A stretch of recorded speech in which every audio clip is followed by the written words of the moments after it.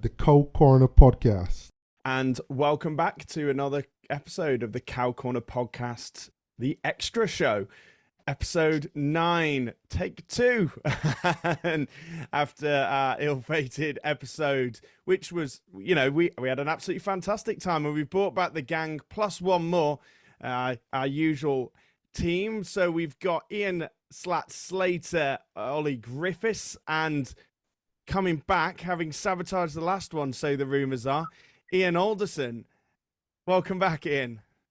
Thank you very much indeed, James. I wasn't really ever away officially because obviously you didn't broadcast it. So, but it is very nice to be back.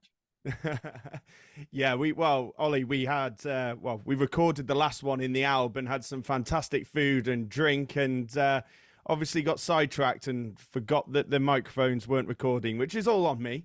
But it was a great night, and we definitely got to try and do that again. Yeah, definitely. It was a really good night. They looked after us well.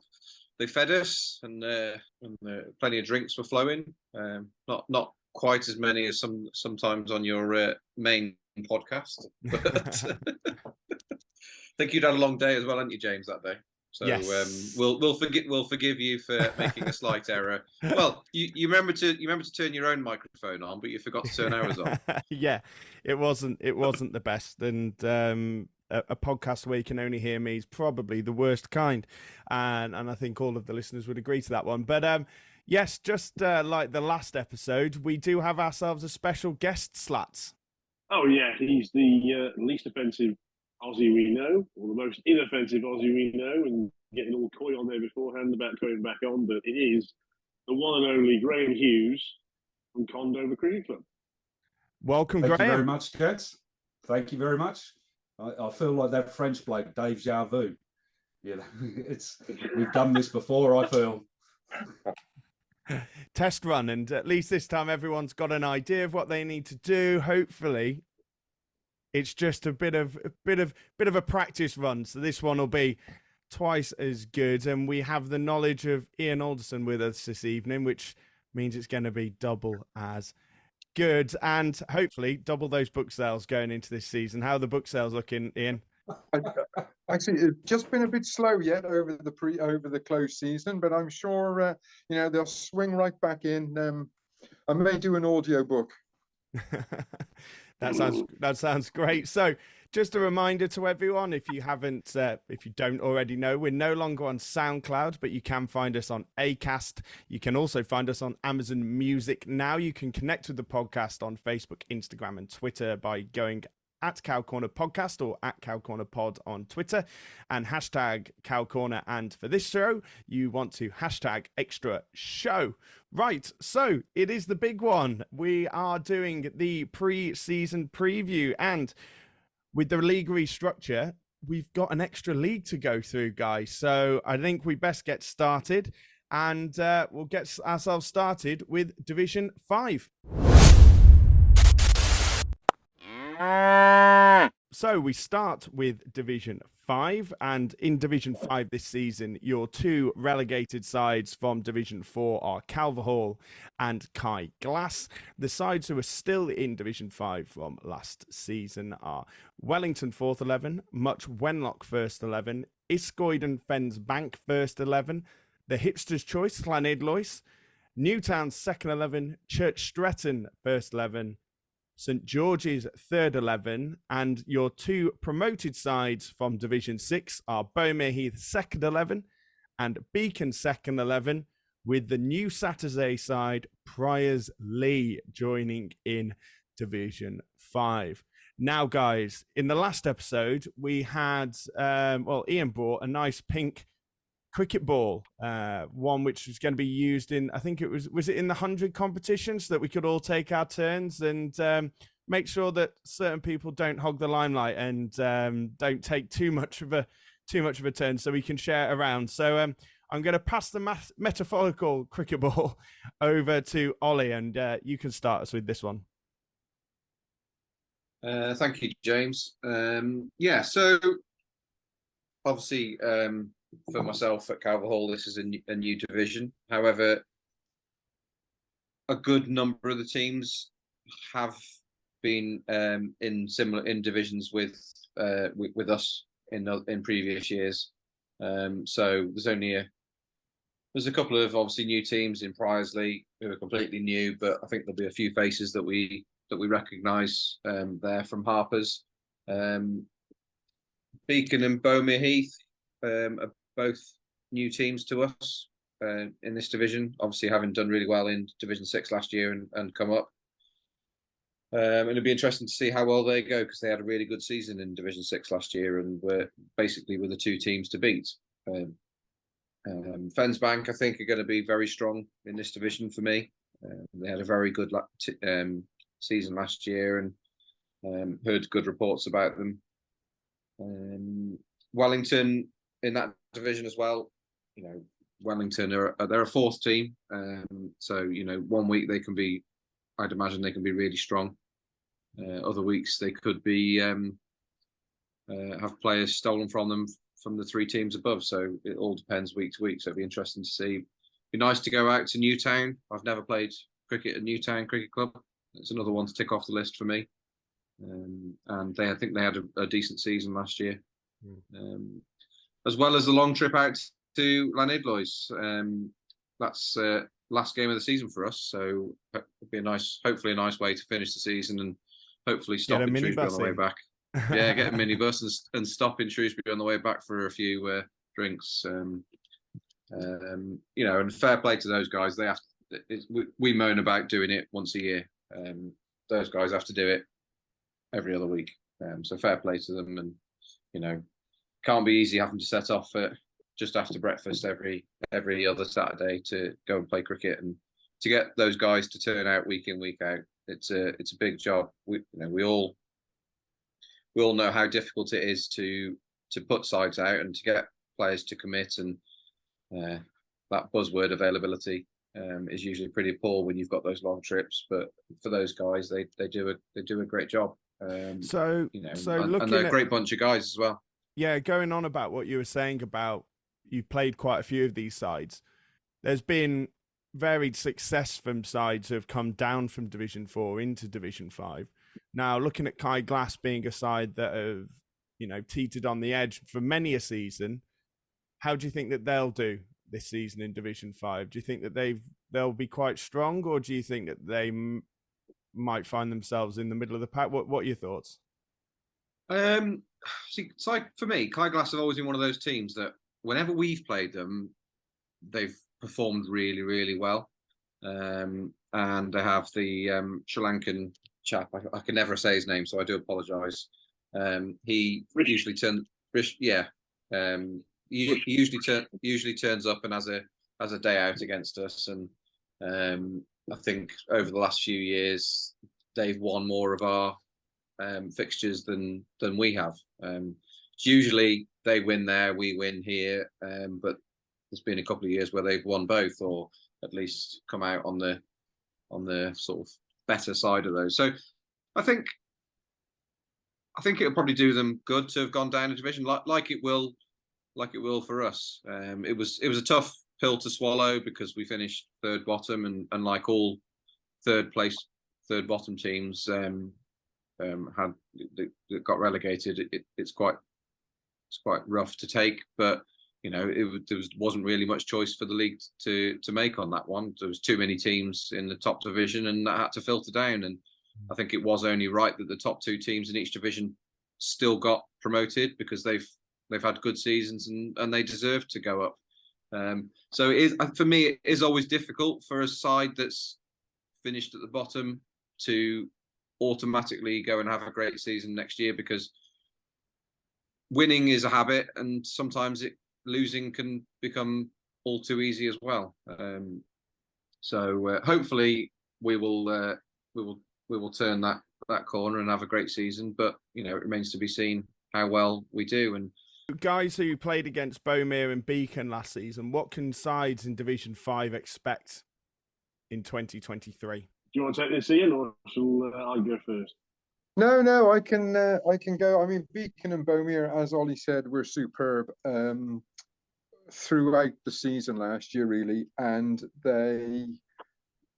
they had very good performances within the team.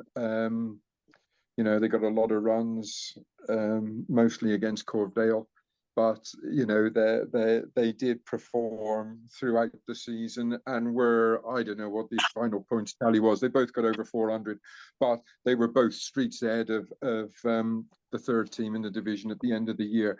I think they're both going to do quite well in Division 5. As well, because you know, they're Beacon and Bomere are good clubs, are good strong clubs, and I think they'll both do very well. As far as I was aware, I thought Rushy had actually left Kai Glass and gone to play for Oswestry for this season, which would be a big loss for them. I think Kai Glass are going to struggle in that division this year, if that's right. Calverall, I know Ollie's playing them down there, but I think, you know, they've been in Division 4 a long time. I think they'll be quite strong in Division 5, and I would expect them to be up and about there. And Llanidloes again, I think they're going to be up and about there as well. They're a very good side. So I think it's going to be a good division, but all eyes are going to be on Priorslee, aren't they, in that division? Just to see, you know, they've been put straight into Division 5. So I think that'll be the most interesting thing in that division. See where how Priorslee do, especially in the first few weeks. Slats, as someone who's played against some of these sides in Division 5 and also the sides that have been recently promoted, and so also someone who's been on the committee, so should have a good idea about Priorslee. What are your thoughts on Division 5 this season? As the guys have said, it's going to be a tough division. I think Boma Heath will be very strong. Having played them last year, they're a good, strong side. They recruited well for their first, and that's filtered down into seconds. I think Ian's right. I think Kai Glass, could possibly struggle, especially if Rushy has gone to Oswestry as he suggested, which will be a massive loss for them. Obviously, the Hipsters' Choice, in my view, will be up there in that top 3 or 4. The Lanny boys, I think they work hard and they're travelling, and I think they're a good side. I think don't underestimate Much Wenlock. I think they were there and thereabouts last year, and I think they will be up in that top 5 as well. Church Stretton depends how much of a turnout they have from the Abattoir boys. And strengthening their side quite significantly, I think has worked really well with some wise heads in there like Keith Yap, friend of the podcast. And Priorslee, I think, look, people have been saying, oh, well, they've got to win the league and everything else. I think if they finish top half in that division, they will have had a good season and a good first outing into the Shropshire League. You know, I think, in my view, I think they'll be top 5. But and again, you've got Fens Bank, although it's an ageing side, I think it's still very strong. So, kind of everybody in the top 5. I've given my top 5 or written it down. I don't know if you want to do that right now, James, or look at it a bit later. Go for it. Yeah, it's well for me. Top 5, in no particular order, will be Much Wenlock, Lanny, Priorslee, Fens Bank, or Iscoyd Fens Bank, and Boma Heath seconds. How they're going to shape up, we'll know later in the season. But I think that will be my top 5. There's no detriment to other sides in there, because I think it's going to be a damn tight division this year. It really is. There's going to be fag papers between sides this year. Yeah, I think it's going to be tough. I think, again, we say it every year, Cow Corner Bingo, it's all about availability and who you can get out and who you can get out on a Saturday. I mean, I would like to, I think Priorslee, they're going to be in the top 2. I think they've been put into Division 5. I think the league would probably put them a league below where they think they should be. So I think, you know, you've got to be looking at them to be going up. I think then, I think Beacon 2s may be up there, because I think one of the 2 sides who've got promoted are going to end up having a good stab at it. Wellington 4s is hard, because you never know how the players, you know, how they'll develop, and whether if they've had a good season in the 4s last season, they'll be looking to hopefully play 3s, 2s, 1s. not necessarily ones, but you know what I mean. And but then also if the other sides are oversubscribed, then that makes them strong. So it's always hard to know with them. Wenlock, I think, Wenlock and Iscoid and Lanny, I think they would naturally, if you're asking me to pick three teams, if they had full availability every week, I'd have Iscoid and Lanny as probably my top two, pushing, and then probably Calvo, Priorsley, and then another. But again, I think it could be a coin toss this league, really. And again, after, just like everything, really, after the first 5 or 6 games, we'll have an idea of who's where, but that's not what people listen for, is it? They want us to stick our necks on the line. So yeah, I'll go with Iscoid, Lanny, Wenlock, Priorsley, and Beacon in no particular order. And yeah. Get those splinters out your arse, mate. But yeah, to be honest, I think anyone could go up there. Newtown could have a good year. St George's Threes, depending on what their availability is like, could have a good year. It generally could be anyone. I've just picked 5 at random. But they're the 5 that I think, if they get their strongest side out, they should be up there. Priorsley, obviously, I'm guessing, but an educated guess. Ollie, your predicted top 5 for next season? Well, for this season coming? Yeah, I'm probably not too different to you. I think Fensbank will definitely be up there with Priorsley. They had a very good season last year, and coming off the back of a good season, it's always easy to have. It's always easier to everyone's keen, everyone's enjoyed their cricket last year, so I think those 2 will be up there.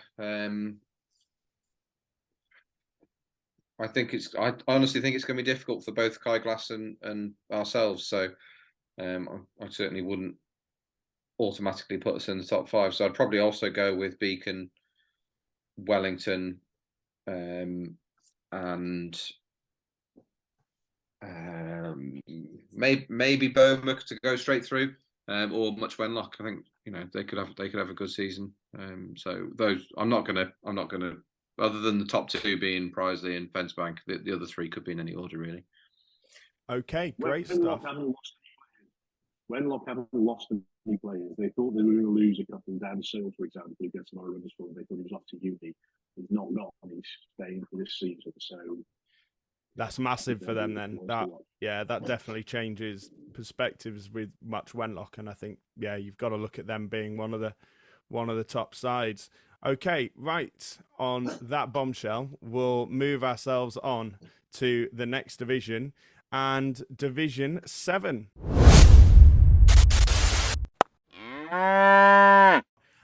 Okay, so we move ourselves on to Division 7, everyone's favourite division, and the division to be in. Am I right, Ian? Indeed, you are right, James. It is going to be the division of the season. I have no doubt about that. We're starting later than everybody else, so we've got a couple of extra weeks to knock the rust off. But it's going to be a good division. It's going to be a good division. Yes. Well, we say start later than everyone else, but the way the weather's going, we may not be starting until May as it goes. Anyway, in Division 7, starting off, a side who one of the double relegated sides, Albury second 11. Then the 3 sides who were relegated, only 1 division. We've got Corvedale, Coton Hall, and Quat third 11. And then you've got your 6 teams who are staying in Division 7 this season, who are Ponsonby second 11, Forton second 11, Lilleshall third 11, or Brighton second 11, and Condover second 11, and finally Ellesmere second 11. So first of all, Graham, your thoughts on Division 7 this season? Obviously you've played against some of these sides, so you've got a better idea of what to expect and who we should be looking out for. On paper, it's actually incredible. Although it says Division 7, it's going to be an incredibly tough division. With the likes of Corvedale and Albury coming down a division or 2. and some of the traditional teams in there. I think it's, there are no gimmies in this division whatsoever. There's a lot of some good players. There's good young players coming through, and this is where they bleed them in. So I think probably the team to beat this year will be Quat Thirds. I do know, I believe that a fella by the name of Matt Jones has left from Albrighton and gone to Quat. Now, whether he'll play in the thirds, I don't know, but his daughter Ella, who's a fantastic bowler, would more than likely have gone as well. So I would think he's probably playing the thirds to start with, and he's a destructive batsman and a good bowler as well. Lillishall always, they've got two fantastic players in Serpil, Fernando, and Ginger, Nitter. Ginger, you just can't play him. He just puts it on the spot the whole time. Ellesmere are hard to beat, but this is a division where one week you'll go out and you'll just annihilate a team, and then because, as you see, that's all seconds teams, and then the next week you're playing with 9, playing with 8. So I think it's going to be tough, and I think it's going to be between the only team I've written down as a position is Quat at first, and then I've got Albury, Albrighton, Corvedale, and ourselves at Condover to probably make up the top 5. But you can throw that up, and any of those teams could be in there. That's going to be interesting. Ian? Yeah, I'd agree with Graham. I think it's going to be very interesting. I do think Albury are going to be very strong now. I think they've got a point to prove, double relegation. They're not used to being down here in Division 7, and I think they're going to want to bounce back, get their feet back on the ladder and get up to Division 6. Quat, I think, are a fantastic club. I love going and playing there. I think they're going to be very strong as well. They've got the setup there. They'll be straight back up. Coton Hall, I don't quite know how they came down, to be honest with you. I know we finished above them last year, but they could beat anybody in Division 6 on their day last season. They've got some huge hitters. They've got some good bowlers, and Quat and Coton, I can't believe are in Division 7, and I think that they are both got a very good chance of being up in the mix. Ponsbury are only going to have a very young side, as far as I'm aware. They've lost the Bellamores, which is a big blow for them. They're worried about the first availability, which will knock onto the second team. They've got a couple of good names to watch out for, though. Tom Edwards and Charlie Lakeland. They think they'll be good in Division 7 this year, so they're open to start to rebuild a side. But Ponsbury 2s will be a young team, so I don't think they're going to be up the top of the division. But my 5 for the top 5 are Albury 2s, Quat 3s, Corvedale, Condover, and Coton Hall are my top 5. Yeah, I think it's going to be, as you've all said, it's going to be an interesting division. I think Quat 3s, Coton Hall, they always seem to, well, whenever they're in and around Division 7, they always seem to do well, and everything I've ever heard has always been positive. Albury 2s, from an Albury perspective, I'd love to say, that we should we'd go up. I mean, if I could say that we'd have our strongest side out, we should have been competing in Division 5, but we didn't. And because of that, we find ourselves in Division 7 through no fault of our own. But, it's if we get the side that we had out last season, then yeah, fair enough. We may struggle even in Division 7, or we may find ourselves in a similar position to Ponsbury, where we're fielding a very young side. James Harrop was supposed to be captain this year. He still is. He's still organising it, but he was in a car crash in December. Luckily walked out alive, but has got really bad injuries whiplash through that. So he's So he's out for I don't know when, but when he does come back, he's a destructive player, and he bats, bowls in the field, sets a good standard. His vice captain Joss Elliott, who was still doing it for the Ones last year, is a wily character, and both of them are popular clubmen.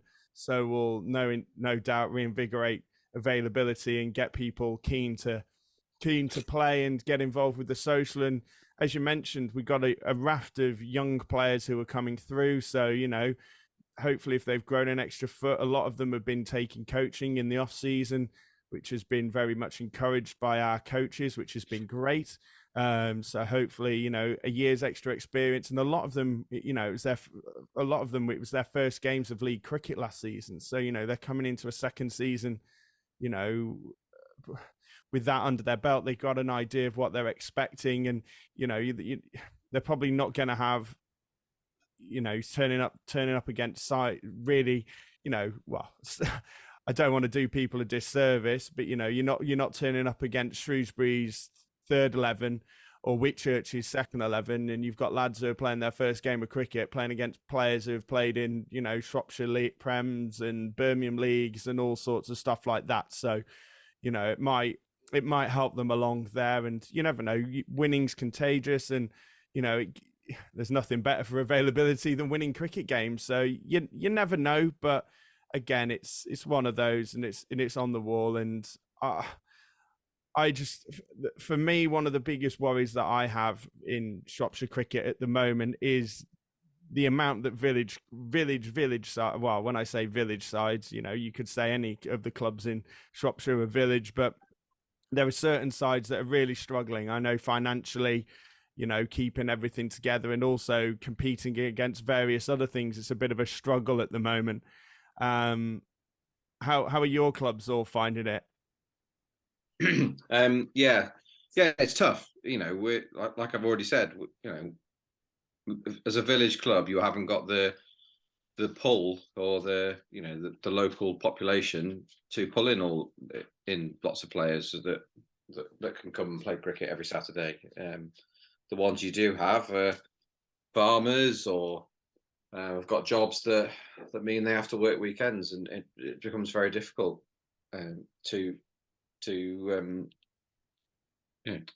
get a team out week in, week out. We used to have two sides, and now we're down to just the one, and struggling to get one team out every week.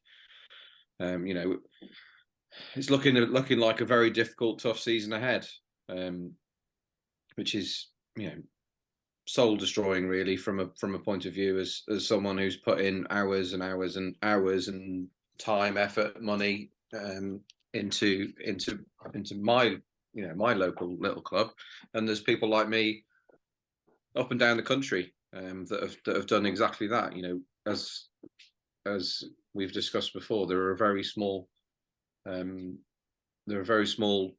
number of people that do a lot of work for these cricket clubs. That's the same for the big clubs, but there are a few people that do a lot of stuff for the big clubs, but there tends to be a few more people around those that can that support them. The difficulties for us this year, it's been an absolutely diabolical run into the season for us. We've had roller breakdown twice. Our mower is currently out of action. Our outfield mower is currently out of action, and just trying to find the money and in a lot of cases just find the right machine to replace that with is very difficult. I'm actually driving to East Yorkshire tomorrow to have a look at a roller. That's how far you've got to go to get one. Yeah. And you're looking at. We're in a similar situation as well, and it's